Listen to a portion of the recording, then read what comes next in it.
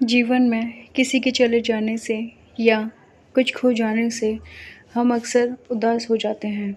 यह मनुष्य का स्वभाव है, पर हमें यह नहीं भूलना चाहिए कि यह दुनिया की रीत है, जब जिस समय हमारे पास जो है अनमोल है। यह कहानी है आरोही और एक गुड़िया की। एक दिन की बात है, आरोही सुबह पार्क में टहलने जाती है। तभी उसे एक रोती हुई बच्ची मिली। आरोही ने उससे रोने का कारण पूछा, तो लड़की ने बताया कि वह जिस गुड़िया से खेल रही थी वह इसी पार्क में कहीं खो गई है। आरोही ने उस बच्ची को उसकी गुड़िया ढूंढ लाने का आश्वासन दिया, जिससे वह बच्ची चुप हो गई। आरोही ने गुड़िया ढूंढने के लिए समय मांगा और फिर दूसरे दिन गुड़िया लाने का वादा करके वहाँ से चली गई।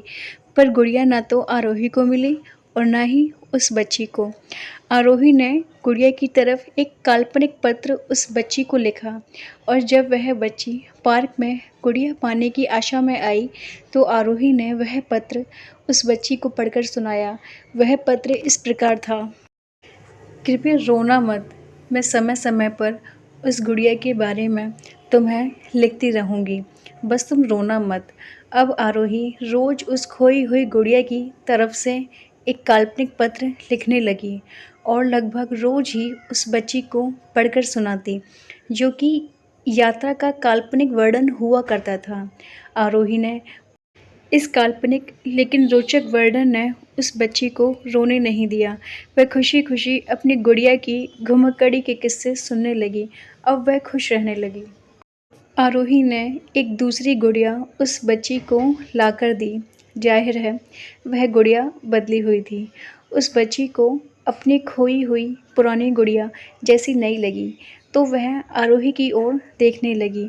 आरोही अनजान बनते हुए गुड़िया में चिपकी एक चिट को निकाल कर पढ़ने लगी। उसमें लिखा हुआ था, यह मैं ही हूँ, तुम्हारी वाली गुड़िया जो पार्क में खो गई थी।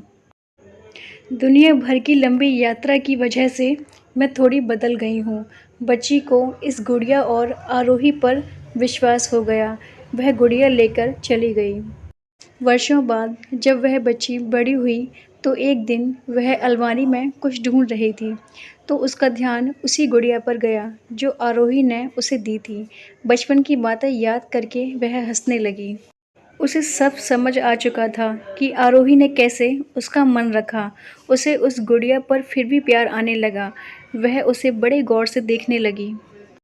तभी उसकी नज़र गुड़िया की फ्रॉक की आस्तीन में छुपे एक छोटे से पत्र पर गई। उसने बड़ी व्याकुलता से वह पत्र निकाला और पढ़ने लगी। पत्र में संक्षेप में यह लिखा हुआ था, हर वह चीज़ जिससे तुम प्यार करती हो कभी न कभी तुमसे खो जाएगी, और जो तुम्हारे पास होगी वही तुम्हारे लिए सच्चे रूप में बनी होगी। रूप भले ही भिन्न होगा पर प्यार एकदम खासिल होगा।